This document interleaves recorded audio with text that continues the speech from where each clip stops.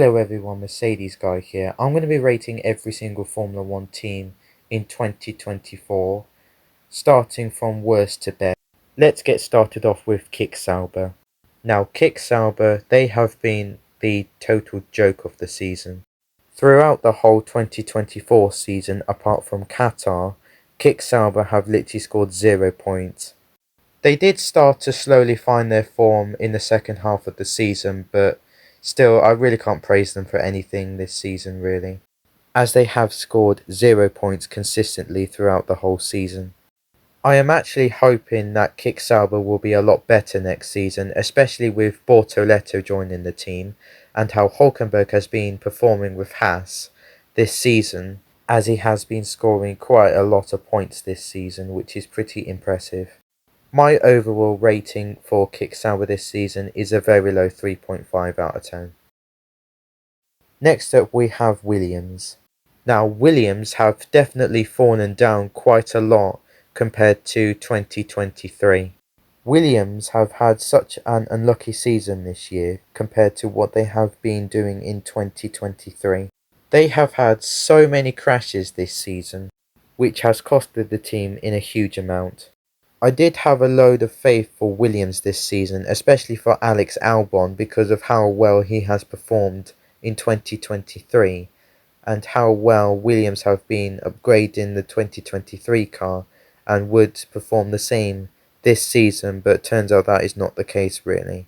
They have had a massive fall down in terms of pace. Franco Colapinto though, he was really good. So I do have to praise Williams for replacing Logan Sargeant with Franco Colapinto, because he definitely showed a lot of potential. And he overall is way better and faster than Logan Sargeant really. I really do hope that Franco Colapinto can have another chance in Formula 1 really, because he showed so much potential. My overall ranking for Williams is a 4.5 out of 10. We now go on to VCARB. VCARB overall has had a pretty better season compared to 2023 when they were known as AlphaTauri. They showed a lot of pace, including with Tsunoda scoring quite a lot of points for the team. They have had quite bad luck recently though, and looked for strong contention with P6 in the championship until Haas and Alpine started pulling away. The one thing that I didn't really like VCARB doing is the sacking of Daniel Ricciardo, because Ricciardo should have had more chances until the end of the season and then he can depart Formula 1 from there. But sacking him after Singapore was for me very diabolical, and it's also very controversial as well, in my opinion anyway. Tsunoda has improved his racecraft this season, and I am hoping that Lawson does the same in 2025. My overall rating is a 5 out of 10. Next up we have got Haas. Haas this season have improved overall compared to how they have been performing in 2023, especially on Nico Hülkenberg's side. They have had a more competitive car compared to 2023, and they have improved on pace overall. Kevin Magnussen himself in his last ever season for Formula 1 has definitely had a way better season compared to 2023, scoring way more points than what he has achieved in 2023. Haas have definitely impressed me this season as a whole. They have definitely made quite a lot of ground compared to 2023. And I am looking to see that strong form continue in 2025, depending if Ocon and Behrman get on really well, which I am foreshadowing and fearing is not going to go well. But we will have to wait and see when the new season approaches. My overall rating for Haas is a very strong 8 out of 10. Next up, Alpine. Now, Alpine have been the surprise of the season as a whole. They were total garbage in the first half of the season, but the second half of the season, that would completely turn around. They have been on fire in the second half of the season, considering the poor car that they had. After the double podium in Brazil, they definitely turned things around a lot. All three Alpine drivers were also really clean this season, especially Pierre Gasly himself, not costing the team any damage at all towards his car throughout the whole season. And after Brazil, his performances were literally on fire, and it also shows that Gasly deserves a better car overall. And I can definitely see Alpine becoming more competitive again into the new year. Overall rating for Alpine is a 9.5 out of 10. Next up, we've got Aston Martin. Now, as we all know, despite getting 5th in the Constructors' Championship, Aston Martin have really fallen off compared to 2023. Because, as we all know, Lance Stroll is bringing the whole team down with the performances that he has been pulling off throughout the whole season. It is also completely clear that Lance Stroll does not deserve a Formula 1 seat, and it has been evidenced enough because of all of the performances and the dumb moments that he has been pulling off throughout the whole season. But because of his father being rich, he is of course still in that seat, which of course makes no surprise. With Adrian Newey joining the team for 2025, I can definitely see Aston Martin becoming more competitive than 2024.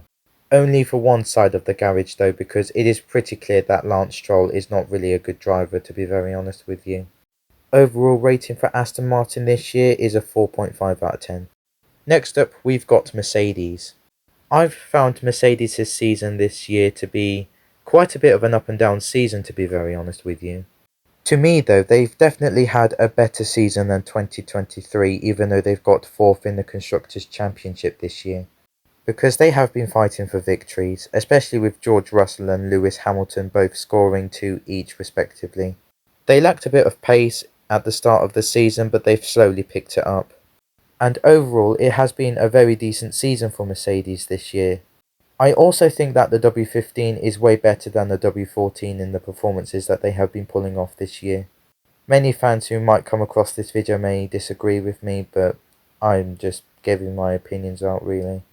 Anyways, overall rating for Mercedes this season is a very solid 9 out of 10.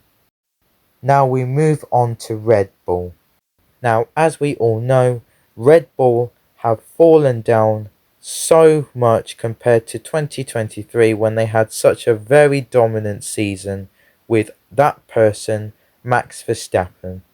Even though Verstappen is good and still won the World Championship, in the Constructors' Championship, the second driver by the name of Sergio Perez is very well known for being the useless driver really of the season as a whole.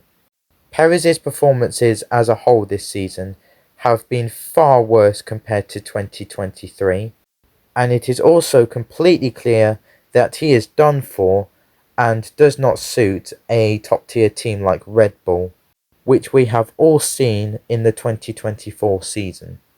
Perez has not only costed the team the Constructors' Championship this season, but also second in the Constructors' Championship this season as well, which is basically the reason why Red Bull is the 3rd fastest car of the season.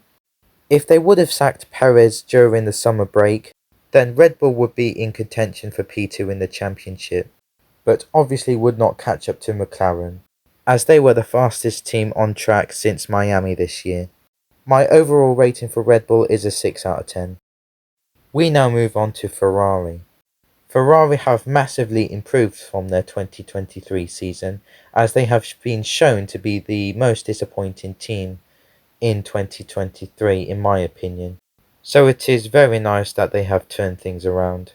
They have had quite a bit of an up and down season as a whole, as on some racetracks they have been performing low, and on some other racetracks they have been performing high. Although they have improved on pace overall, which is fantastic. They only got second in the championship though because of Perez being absolutely useless for Red Bull. My overall rating for Ferrari this season is a very solid 9.5 out of 10. And finally, the best team of the season, McLaren. McLaren obviously deserved the Constructors' Championship this year in many ways, as they were the strongest team this season. Even though Lando Norris made a load of mistakes, McLaren have definitely pushed on and definitely deserved the Constructors' Championship as a whole. Oscar Piastri also looked very strong this season as well. especially with him having 0 DNFs throughout the whole season, which is very impressive, to be very honest with you. My overall rating for McLaren is a 10 out of 10. And that is all of the team ratings this season. Let me know your ratings in the comment section underneath this video. Thank you for watching today's video. This is Joe Mercedes signing out, and peace out.